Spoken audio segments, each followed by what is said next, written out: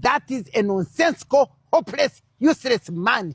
Because I have never even heard somebody announcing, we have killed 30 so far. We have arrested 2,000 so far. And he's enjoying and he's the head of security. Do they even announce those things? I want to ask you. I have never heard, that's why they don't even mention it. I have never heard people saying, we have killed this, we have killed this. But I heard President Museveni when he was giving his, I think he was setting off, finishing his campaign. He said, we are going to crush you. Okay? Yes. He said, we are going to crush you. I heard him say that. And now his son is telling us that actually, as my dad said, we have crushed so far 2,000. He said how many? 30. They have so far been killed, 30, those are and killed. 2,000 have he been said, arrested. We have arrested 2,000 and we have so far crushed 30. Now, he has declared that he has killed people. For what? For what? He has arrested people. For what? And he is the army commander. He is not the inspector of police. Yes. He's the army commander. He's not the inspector of police. I want to ask, when you are at war, then you kill. The other people come with guns, so you fight and kill. Now I want to ask, when we were in elections, were we at war? Uganda's Chief of Defense Forces General Muhoozi Kainerugaba faces backlash after he went rogue on Monday night, issuing death threats to National Unity Platform presidential candidate Bobi Wine following the controversial election in which his father, President Yoweri Museveni, was declared winner. In a series of posts, some of which were deleted on Tuesday, General Muhoozi claimed responsibility for the deaths of 22 people over the past week and threatened to continue the attacks.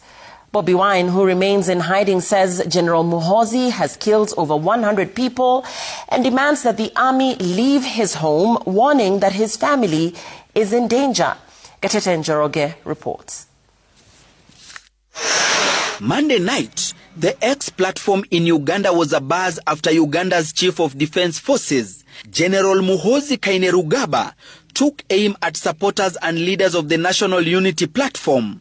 Known for his controversial social media presence, General Muhoozi posted on his official X account, declaring his intention to kill NUP foot soldiers until his father, President Yoweri Museveni, whom he refers to as Mzee, gives other instructions. The general continues with his rant, this time round posting that he is embarrassed by the death record posted by the security forces, who have only killed 22 people in the last 1 week. He says the number is too low and promises to do better. He mentions NUP party leader Bobi Wine as the next target in their plan to remove and extinguish NUP party from Uganda, terming it a bad dream. Posts that elicited sharp reactions from journalists and human rights organizations. In a strange twist, General Muhoozi replied to their concerns with insults. He would later delete some of the posts following public outcry. Uganda Law Society has condemned the utterances, saying such statements represent a dangerous escalation of impunity and the abuse of rule of law. They add that his posts are incompatible with the constitutional mandate of the armed forces to remain neutral, non-partisan, and protective of all citizens. Meanwhile, Bobi Wine, who went into hiding after security forces raided his home, has continued to urge Ugandans to resist autocracy and liberate their country. We want the people of Uganda to take charge of this and find numerous creative ways. Could be protesting on the streets. Some of us started protesting by holding high the national flag. Others can protest by staying at home. Wine says the active threats and army presence at his home poses danger to his wife and other family members. He says the family is starving after the security officers blocked food from reaching them. I would love to be in my home I've not changed my clothes in days. I want to be home. I want to be free. I want to take care of my people.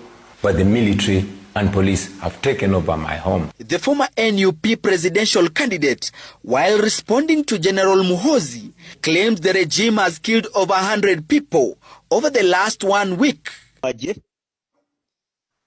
Tugenda mujja mu comfort zone mwabadde agenda kutegeera kike tuli nkiddemu mu luzungu. The only option Museveni has given us is to use a gun. The gun which brought him to power now is the same gun we're going to use to kick him out of power. Uganda is for indigenous citizens of Uganda. Uganda is not Rwanda. Uganda is not for refugees. Refugees must leave the country Uganda. Museveni is not a Ugandan. He knows he's a Rwandanese. Kanchiddemu mu Luganda. Emmundu eyaleeta Museveni mu buyinza y'emmundu gye tugenda okukozesa okumukuba. Ekyo sikiddamu. Ngenda na kugenda wano bampise, ngenda ku BBC. Aba BBC baŋŋambye ngende mbeeko bye njogera. Kino situkyekweka. Emmundu Museveni gye yakozesa okujja mu buyinza gye tugenda okukozesa okumukuba okumujja mu buyinza. Era ngenda kulabula Abangereza. Abangereza tebagezaako n'omulundi n'ogumu bwe tuba tutandise okukuba Museveni. Tebagezaako okuinterveninga.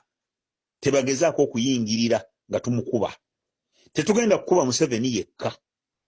Naye n'akabinja k'Abanyarwanda abatujooga.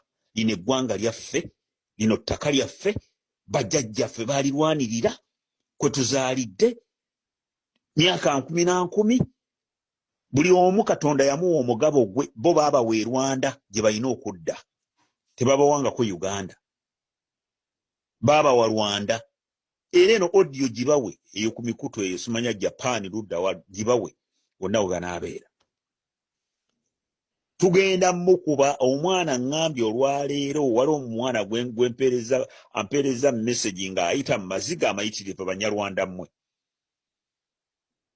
Omwana Henry Tumukunde yamuggyako ettaka lye kifuba, ettaka lye yasikira.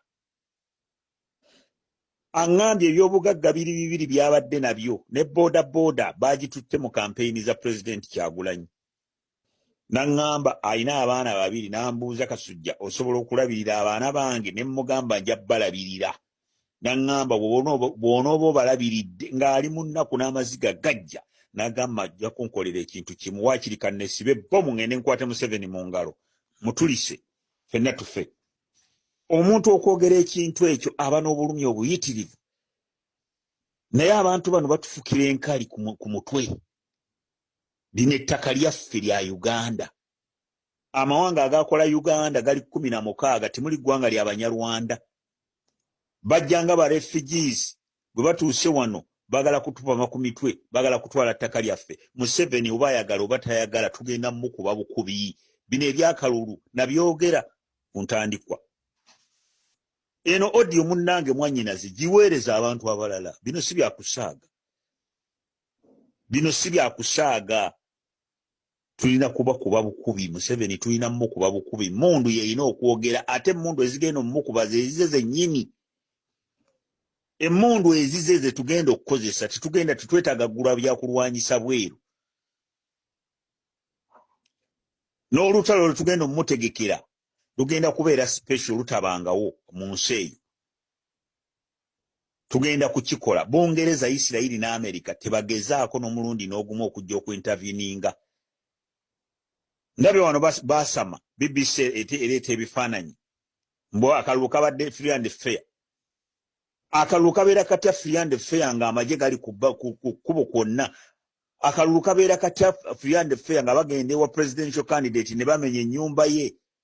Ne bamuteeka ku house arrest. Buli campaign zonna gy'abadde agenda tiyagaasi alinga tiyagaasi. Abantu babakuba amasasi. Ku ssaawa eno gye twogererako there is a silent genocide going on in Uganda. kati ng'odda wano ofukira abantu omusulo kubanga oli munyarwanda. Abanyarwanda kye mukoze Uganda mujja kukyevuma. Mujja kwevuma ani yabaleeta mu Uganda. Those who were born in Uganda, mwe abanyarwanda abazaalibwa Uganda nkiddamu, stop calling yourself Rwandanese if you are here.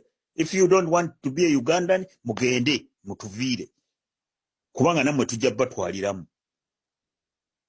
Bano bannawasa munyarwanda, simanya nawasa muki, Gasiya Mulere, twagala kumanya. If you were born here in Uganda, you should call yourself a Ugandan. Naye okujja okufukira bannansi ku mitwe kye kigenda okubakubya. Tujja kubakuba ku nnyama. Tetugenda kugula mundu kuzijja bweru, naye tugenda olutalo olugenda okukuguba Museveni lugenda kubeera lwa nnaku 7, 7 days. Kubanga eky'omukisa omulungi tulina amagye tugalina agalwanako ne mu lutalo oli olw'ekiyeekera weebali balinze. Lubadde lwetaaga muduumizi. Kyagulanyi namugamba from the beginning, ne mugamba this is the last card. Singa akalulu bakabba tugenda kukola kintu kye kimu Museveni kiyagamba mbu kye yakola. Kakati kozi weeri. Oba okwekalakaasa kugaanye kati mundu egenda kwogera. Mwanyina Zewera. Konolas luno omu ku basajja ab'amaanyi abali ku mukutu gwa X ewandiise Twitter avuddeyo n'awandiika ng'agamba nti Muhoozi yagenda okubanga yasoose okutwalibwa mu ICC oba giyite kkooti y'ensi yonna